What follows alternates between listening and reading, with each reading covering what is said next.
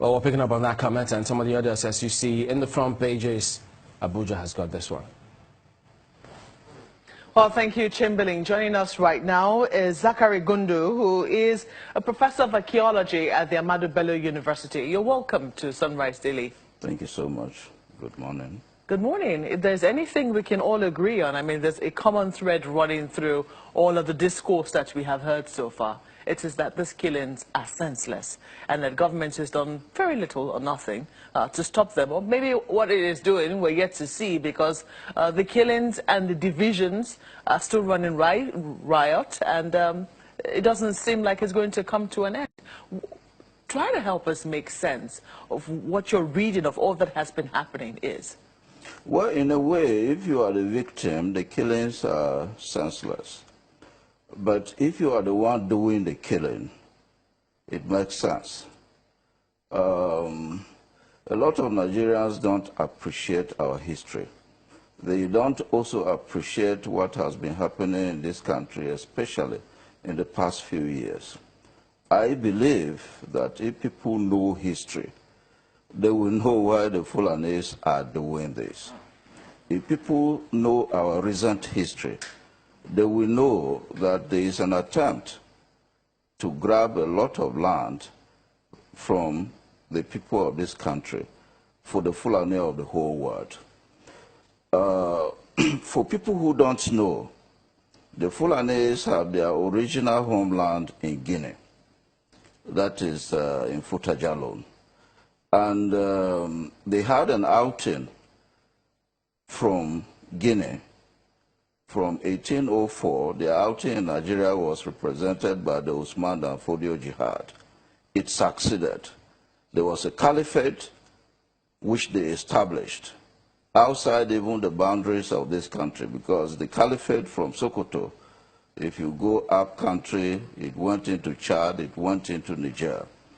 And then from independence, we have had about 3 Fulani leaders who have led this country. But in the original homeland, which is Guinea, the Fulanis have not been allowed to lead Guinea. So Nigeria has become their second preferred homeland, where they are inviting the Fulanis of the whole world to come and claim as their own country. And people should realize this. And if we sit down here on our ancestral lands in this country, and somebody comes in to kill us, it becomes a problem. Let me just say this. Professor, I'm afraid I have to interrupt you. No, let me just say this. Just before you say what you say, or what you want to say, I want to ask, how do you have, I mean, how are you able to draw this thread? You have talked about history. Yes. We all know that before now, yes, we fought into tribal wars. Yes. I mean, there were conquests every now and then. The Benin Empire, for instance, was quite expansive. Yes. And it also, you know, made its own conquest. Yet nobody has been able, whenever Ife Modake is fighting, nobody is talking about prehistorical or, you know, pre-colonial wars to justify what is happening now. The Ife Modake war is a local phenomenon.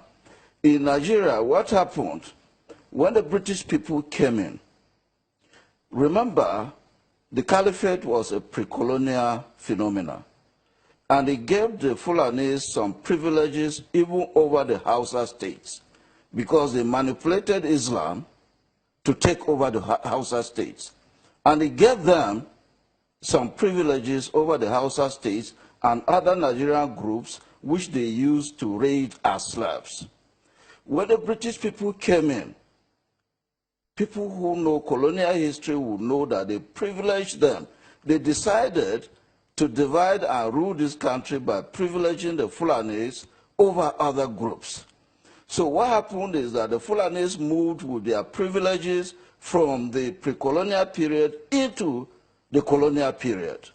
And now that we have independence, they are also moving with the privileges they had under the colonial government into independent Nigeria.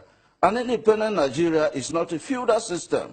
Independent Nigeria cannot allow a group of people to come into this country from all over West Africa and claim this as their own country.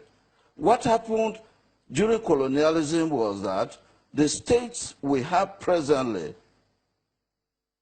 became fixated in terms of their boundaries. Now, my question is, how do you know that there is an invitation, as you put it, from local Fulanese or Nigerian Fulanese, as it were, to their counterparts in, say, Guinea? They have not hidden that. They have not hidden that. Remember, the governor of Kaduna State has agreed, has admitted that he used state funds in Kaduna to pay Fulani people from outside the country from coming to attack us. Remember that the government is now belatedly saying that the people who are responsible for this are foreign mercenaries. Remember that the Inspector General of Police before this one and the Minister of Agriculture has argued consistently that the people attacking this country are not Nigerians, they are from outside. What this means is that if somebody comes from outside, he's coming at whose instance? Remember where Benue is. Professor, if you come from outside, you go right into Benue to attack it, where are you coming from? Just before you go on, I mean, there have been other, there have been other plausible theories around this. They have talked about how there is an environmental crisis. The fact that even the Lake Chad is drying up and, right now there is a need, I mean, even the desert is encroaching. We're all aware of that. And that, pasture that used to be available for cattle is no longer available. Population is exploding. The usual cattle routes are no longer available for cattle to go around as they used to, owing to this population explosion and development and civilization.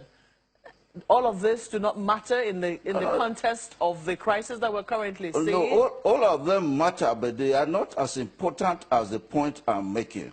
Remember the so-called cattle routes. They are not today's invention.